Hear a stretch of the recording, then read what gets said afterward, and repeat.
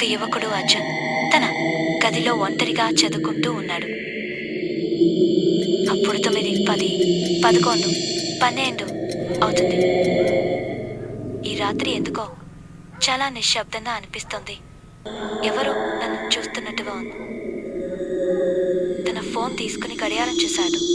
అప్పుడే 12:00 పాయించున్న సమయంలో తలెత్తి చూస్తే అద్దంలో తన ప్రతిబింబం లేదు.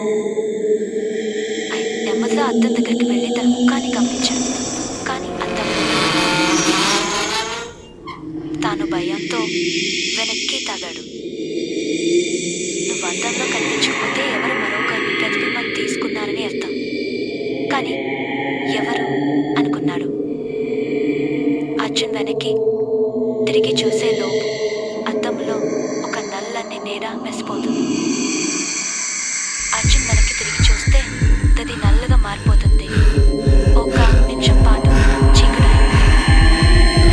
మళ్ళీ వెలుతురు కనిపించింది. కానీ గదిలో అర్జున్ కనిపించడు. అతని బదులుగా అద్దంలో ఉన్న నీరు బయటకు వస్తుంది.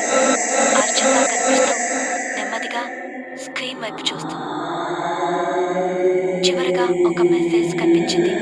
మీ అద్దం ముందు నిలబడి మీరు నిజంగా మీరేనా అని ఓసారి చూసుకోండి.